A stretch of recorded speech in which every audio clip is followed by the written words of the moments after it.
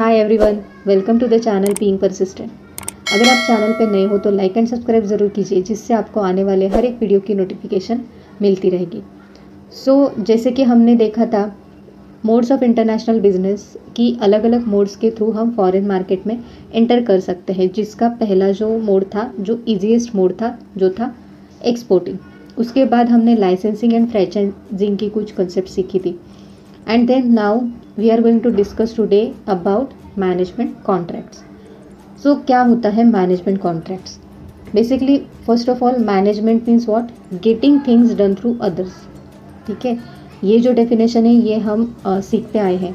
So management का मतलब कि मैनेजर जो है वो अलग अलग जो टास्क होते हैं, अलग अलग जो रोल्स रिस्पॉन्सिबिलिटीज़ होती है, एम्प्लॉयज़ हो चाहे वर्कर्स हो चाहे सबॉर्डिनेट्स हो कलीग्स हो, उनसे वो क्या करता है, कंप्लीट करने का रोल उसका होता है। सो बेसिकली मैनेजर तो ये करता है मैनेजमेंट, फिर वो किसी भी चीज़ का हो सकता है, जैसे marketing management, human resource management, financial management, accounts. So इस तरह की जो चीज़ें होती है, इसका पूरी ओवरऑल ऑर्गेनाइजेशन के मैनेजमेंट के लिए इसका यूज़ किया जाता है। And contract means what? Contract means कि हमें पता है कि कॉन्ट्रैक्ट एक्ट जो है हमारा, ओके, कॉन्ट्रैक्ट एक्ट जो है वो 2013 ईयर में जो आया था। तो कॉन्ट्रैक्ट का मतलब क्या कि जो भी दो पार्टीज होती है, party A and party B, उन दोनों में एक एग्रीमेंट होती है या एक प्रकार का कॉन्ट्रैक्ट होता है, जिसमें दोनों भी पार्टीज वो कॉन्ट्रैक्ट में जो भी टर्म्स एंड कंडीशंस है तो उस पे एग्री होती है। वो जो एग्रीमेंट होती है, वो कॉन्ट्रैक्ट होता है, उस पे दोनों साइन करते हैं। और कॉन्ट्रैक्ट किस चीज़ के बारे में होता है, तो हमने देखा था कि अगर आपने लॉ में पढ़ा हो तो उसमें था कि कॉन्ट्रैक्ट जो है वो एक पार्टी जो है वो दूसरी पार्टी को क्या करती है, कोई तो चीज़ या फिर कोई प्रोडक्ट परचेस करने के लिए वो अट्रैक्ट करती है। सो पार्टी ए ने अगर पार्टी बी से खरीदने की रिक्वेस्ट की है, मतलब जो भी प्रोडक्ट है बिजनेस का वो खरीदने की रिक्वेस्ट की है, उसके बदले में बी ने क्या किया है, प्रोडक्ट खरीदा, परचेस किया, एंड बी ने उसको क्या किया, पेमेंट किया। सो इस दोनों भी ट्रांजैक्शन, मतलब ये जो ट्रांजैक्शन है, पर्टिकुलर ट्रांजैक्शन, तो उसमें क्या हुआ है कि पार्टी ई से क्या गया है, प्रोडक्ट, किसको, पार्टी बी को, एंड पार्टी बी ने क्या दिया है उसके बदले में, consideration, means value of that product. ठीक है, सो इन दोनों पार्टीज़ में क्या हुआ है, एक पर्टिकुलर ट्रांजैक्शन हुआ है जिसको हम बोलते हैं कॉन्ट्रैक्ट। ठीक है, सो कॉन्ट्रैक्ट की मेन कंडीशन क्या है कि जिसमें दोनों पार्टीज़ को कुछ ना कुछ तो मिलना चाहिए। जैसे एक पार्टी ने अगर दूसरी पार्टी को कुछ दिया है तो उसके बदले में उस पार्टी को क्या मिलेगा, उसकी वैल्यू मिलेगी। मैनेजमेंट कॉन्ट्रैक्ट का मतलब क्या कि जैसे हम कॉन्ट्रैक्ट इन जनरल वे में क्या देखते हैं कि कॉन्ट्रैक्ट मतलब हम जो भी चीज़ें खरीदते हैं, चाहे दुकान से हो, चाहे मॉल्स होते हैं अलग अलग, चाहे ऑनलाइन शॉप्स होते हैं अमेज़ॉन, फ्लिपकार्ट जैसे, सो इस जगह पे हम ट्रांजैक्शंस करते हैं। ओके, सो ये भी एक तरह का कॉन्ट्रैक्ट हुआ, किसके बीच में, सेलर एंड बायर के बीच में। बट मैनेजमेंट कॉन्ट्रैक्ट मतलब क्या? बेसिकली मैनेजमेंट कॉन्ट्रैक्ट ये बिजनेसेस या बड़ी बड़ी जो लार्ज स्केल कंपनीज, ऑर्गेनाइजेशंस होती है, उनमें होता है। तो जैसे कि management contracts are contracts under which a firm basically rents, particular firm जो है, ओके, तो ये क्या करेगी, अपने पास के जो एक्सपर्टाइज है, जो स्पेशलाइज्ड है, चाहे वो अकाउंट्स के हो, चाहे वो फाइनेंस के हो, ह्यूमन रिसोर्स एक्सपर्ट्स हो, मार्केटिंग एक्सपर्ट्स हो, ठीक है, सो ये सारे एक्सपर्ट्स क्या करती है, दूसरी फर्म को रेंट पे देती है, और जो दूसरी फर्म है वो इस फर्म को क्या देगी उसके बदले में, consideration, that is value for getting these expertise services, और नो हाउ टू गवर्नमेंट और company in the form of personnel who enters the foreign environment and run the concern. कभी कभी क्या होता है कि जो गवर्नमेंट है, तो कभी कुछ एक्सपर्टाइज सर्विसेज गवर्नमेंट को चाहिए होती है, जैसे कि डिफेंस मिनिस्ट्री जो है उनको एक्सपर्ट्स की ज़रूरत पड़ सकती है, हेल्थ मिनिस्ट्री है उनको भी एक्सपर्ट्स की, एजुकेशन मिनिस्ट्री, इन सारी मिनिस्ट्रीज़ को कभी कभी एक्सपर्टाइज की ज़रूरत होती है, जो अलग अलग स्पेशलाइज्ड फील्ड के क्या है, स्पेशलिस्ट है या एक्सपर्ट, उनका नॉलेज है। तो इस ऐसे टाइम पे क्या करते हैं वो लोग कि गवर्नमेंट मैनेजमेंट कॉन्ट्रैक्ट उनके साथ करते हैं कि आप स्पेसिफिक पीरियड के लिए हमें आपकी क्या दो, सर्विस दो। ओके, उसके बदले में हम आपको क्या देंगे, स्पेसिफिक कंसिडरेशन या फिर रेम्यूनरेशन आप बोल सकते हो। Management contract are legal agreement. Obviously contract है, इसका मतलब क्या, लीगल एग्रीमेंट है जिसमें दोनों पार्टीज़ को बेनिफिट हो रहा है। एक पार्टी सर्विस या प्रोडक्ट प्रोवाइड कर रही है एंड दूसरी पार्टी को उसके बदले में उसकी वैल्यू मिल रही है। That enable one company to have control of another business operations usually for 2 to 5 years। मतलब एक स्पेसिफिक पीरियड जो कि 2 साल या 5 साल तक होता है, उस टाइम पीरियड में एक पार्टी दूसरी पार्टी को अपनी सर्विसेज प्रोवाइड करती है। Okay, under legal regulations. फिर वो 5 साल जो है, तो वो 5 साल के लिए दूसरी पार्टी जो है तो उसको कंट्रोल करने का राइट मिलता है पहली पार्टी के बिजनेस पे। ओके, या कुछ जो भी एक्सपर्टीज सर्विसेज है उस पर। सपोज ए कंपनी ने बी कंपनी को अपने कुछ एक्सपर्टाइज, मतलब जिनके पास अच्छा ह्यूमन रिसोर्स स्किल्स है, अच्छे अकाउंटिंग स्किल्स है या फिर अच्छे मार्केटिंग स्किल्स है, ठीक है, बी कंपनी का प्रोडक्ट अच्छे से प्रमोट नहीं हो पा रहा है। ओके, उनको थोड़ा सा ज़्यादा और ज़्यादा मेहनत की ज़रूरत है जिससे उनके बिजनेस का गुडविल अच्छा हो। तो इस केस में वो ए कंपनी की मदद ले रहे हैं। क्यों? क्योंकि ए कंपनी के पास अच्छे मार्केटिंग या प्रमोशन एक्सपर्ट्स हैं। सो ए कंपनी ने इनको वो एक्सपर्ट्स क्या किए, प्रोवाइड किए। बी कंपनी ने उसके बदले में उनको क्या पे किया, जो भी उनका डिसाइड किया हुआ, जो भी कॉन्ट्रैक्ट में डिसाइड किया हुआ अमाउंट था वो पे किया। एंड नाउ जो भी एक्सपर्ट्स बी कंपनी को प्रोवाइड किए गए हैं उन पे किसका कंट्रोल रहेगा, अभी कंपनी बी का। कंपनी ए इसमें किसी भी तरह का इंटरफेयर नहीं करेगी। Okay, so that is called as management contract. ठीक है, क्योंकि कंपनी ए ने अभी बी कंपनी को राइट दिया है कि अभी हमने जो आपके पास एक्सपर्ट्स भेजे हैं वो क्या करेंगे, आपके जो भी ऑर्गेनाइजेशन है या ऑर्गेनाइजेशन का जो भी स्पेसिफिक डिपार्टमेंट है तो वहाँ का मैनेजमेंट का कंट्रोल करेंगे। एंड बी कंपनी वो स्पेशलाइज्ड पर्सन जो है उनको डायरेक्शंस देगी। क्लियर? सो इसको हम बोलते हैं management contract. Business owners often sign these return agreement directly with management company. जो भी मैनेजमेंट कंपनी होते हैं उसके साथ डायरेक्टली ये कॉन्ट्रैक्ट साइन करते हैं कि आप अपनी सर्विसेज हमें क्या करो, प्रोवाइड करो। Management contracts can include nearly all business transactions. Okay, मतलब जैसे मैंने अभी कहा कि promotion, marketing, finance, human resource, then tax service, banking service, तो इस तरह से अलग अलग जो सर्विसेज है, अलग अलग डिपार्टमेंट्स हैं, तो उस पर मैनेजमेंट कॉन्ट्रैक्ट जो है इसमें ये सारी जो डिपार्टमेंट्स या सर्विसेज है वो इंक्लूड होती है। Including providing technical support. अभी इसमें टेक्निकल सपोर्ट भी प्रोवाइड किया जाता है। जैसे एक पर्टिकुलर प्रोजेक्ट अगर कंपनी ने लिया हो और उसके पास वो जो सिस्टम है या फिर जो भी प्रोजेक्ट का जो भी ऑपरेट करने के लिए जो भी सॉफ्टवेयर्स वो यूज़ कर रहे, तो उसका नॉलेज वहाँ के ह्यूमन रिसोर्स को नहीं है, तो यहाँ पे ट्रेनिंग दी जा सकती है उस पर्टिकुलर सॉफ्टवेयर को चलाने की। That is called as technical support. उसके बाद personal management means human resource management. जैसे कि जो भी पर्सन्स वहाँ पे काम कर रहे हैं तो उनको स्पेसिफिक स्किल्स प्रोवाइड करना, ठीक है, उनको मैनेज करना, उनको अगर कुछ उनसे मिस्टेक्स हो रही हो, उनको कुछ समझ में ना आ रहा हो तो उनको इम्प्रूव करना एंड ट्रेनिंग देना। उसके बाद marketing, sales, training and accounting, मतलब ऑलमोस्ट सारे इसमें जो है डिपार्टमेंट्स इन्वॉल्व होते हैं। अभी आपको एग्जाम्पल्स से समझ में आएगा कि आपको पता है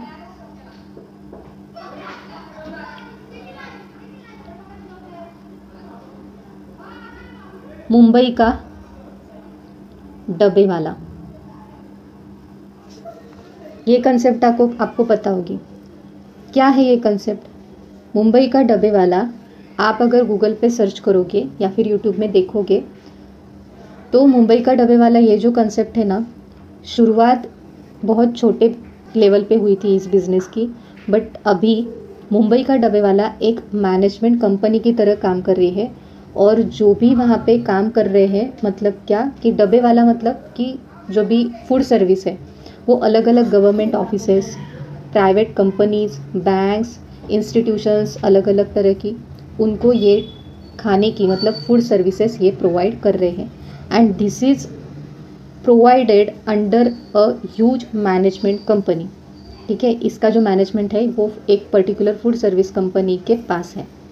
क्लियर? सो ये है मैनेजमेंट कॉन्ट्रैक्ट। तो मैनेजमेंट कॉन्ट्रैक्ट मतलब क्या कि ये जो सारी इंस्टीट्यूशंस है ये इस मैनेजमेंट कंपनी जो कि मुंबई का डब्बे वाला उसके साथ कॉन्ट्रैक्ट करेगी कि आप क्या करो, स्पेसिफिक पीरियड के लिए हमारे एम्प्लॉयज़ या फिर गवर्नमेंट सर्वेंट्स होते हैं उनको क्या करो, टिफ़िन्स प्रोवाइड करो।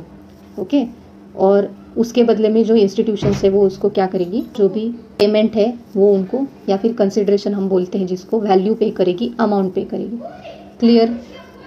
Food services to school sports मतलब क्या कि जो भी अलग अलग, अभी ये मुंबई का एग्जांपल लिया हमने, उसी तरह से अलग अलग स्टेट्स में, अलग अलग सिटीज़ में भी ऐसी फूड सर्विसेज प्रोवाइड करने वाले केटरर्स होते हैं।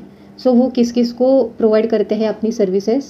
स्पोर्ट्स फैसिलिटीज़, नर्सिंग होम्स, ठीक है, हॉस्पिटल्स, पेशेंट्स को, या फिर पब्लिक ऑफिस बिल्डिंग्स, इन सब इंस्टीट्यूट्स को वो अपनी सर्विसेज प्रोवाइड करते हैं। बट ये जो सर्विसेज है ये ऐसे ही प्रोवाइड नहीं की जाती, तो एक इसके लिए, इन सारी चीज़ों को मैनेज करने के लिए एक पर्टिकुलर कंपनी होती है जिसके अंडर ये सारी सर्विसेज प्रोवाइड की जाती है। Okay, moving towards advantages. अभी जैसे क्या क्या एडवांटेजेस है मैनेजमेंट कंट्रोल के, तो इसमें जो है ऑब्वियसली यहाँ पे company can give business owners more time to focus on growing business.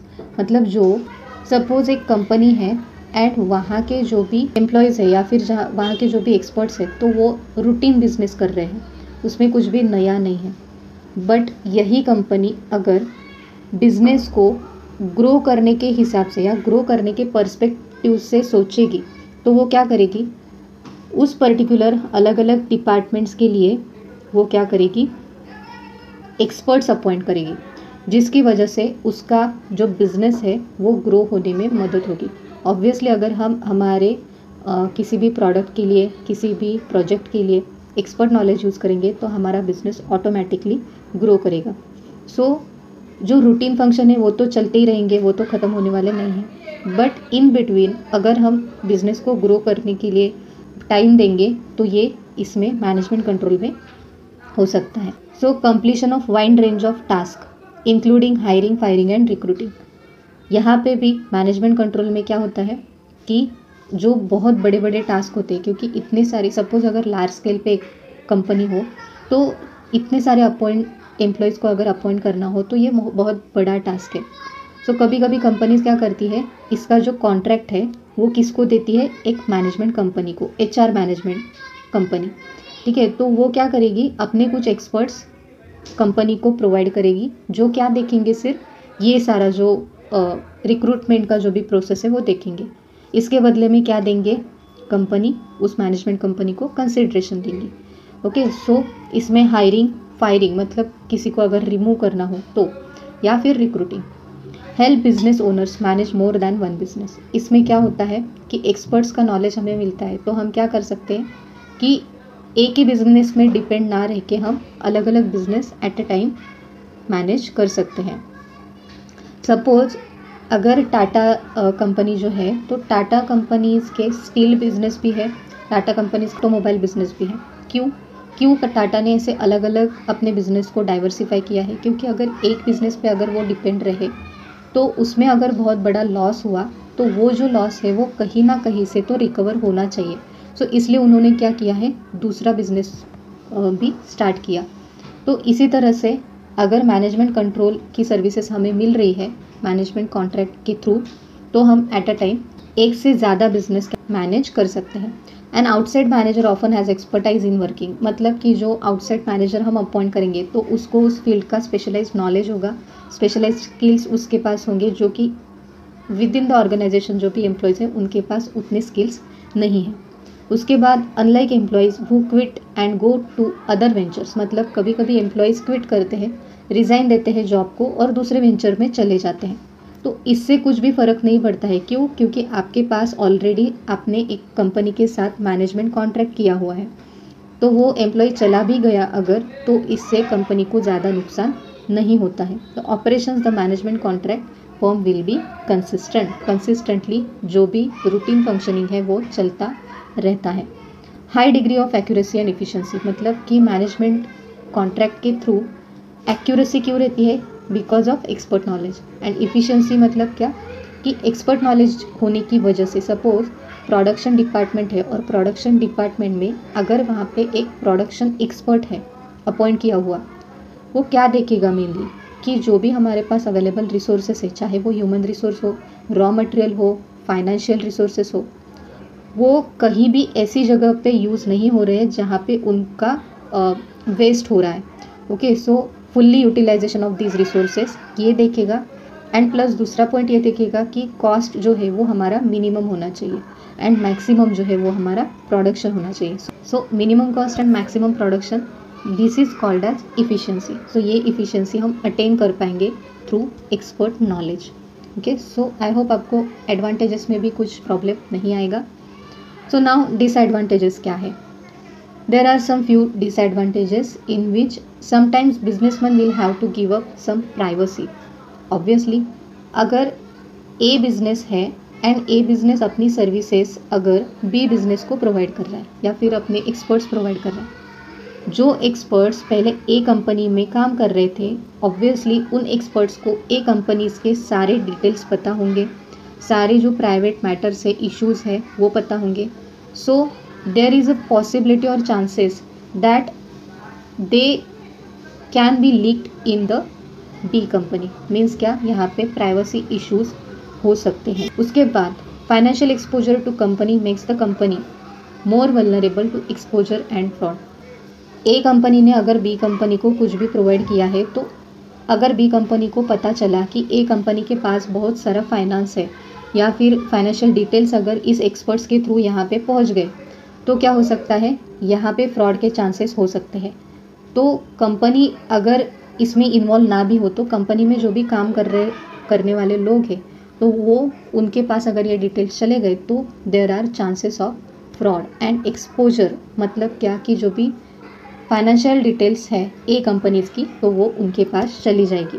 Okay, chance of end of the contract with unexpected conflict. कभी कभी ऐसा हो सकता है कि 5 साल हो गए, 5 साल के बाद ऐसी भी सिचुएशन आ सकती है कि दोनों पार्टीज एक दूसरे की सर्विसेज से सेटिस्फाइड नहीं है, कुछ ना कुछ वहाँ पे कन्फ्लिक्ट हो जाता है एंड उनकी जो भी कॉन्ट्रैक्ट है, कॉन्ट्रैक्चुअल रिलेशनशिप है, वो क्या हो जाती है, ख़त्म हो जाती है विथ अनएक्सपेक्टेड कन्फ्लिक्ट। इस तरह से यहाँ पे chances of conflict. Change in financial forecast and outcome will be possible. जो भी हमने फाइनेंशियल प्लानिंग किया है, तो उस फाइनेंशियल प्लानिंग या फोरकास्टिंग जो है, फ्यूचर को कंसिडर करते हुए हमने जो फाइनेंशियल प्लानिंग किया था एंड जो भी उसके आउटकम्स आने वाले हैं, इसका हमने फोरकास्टिंग किया था। फोरकास्टिंग का मतलब क्या कि जो भी फ्यूचर में हमें पिछला जो भी हमें प्रॉफिट हुआ है पिछले 3-4 साल में, तो उसका एनालिसिस करके हमने क्या किया कि प्रेजेंट में, मतलब this year we make the forecast of future profits.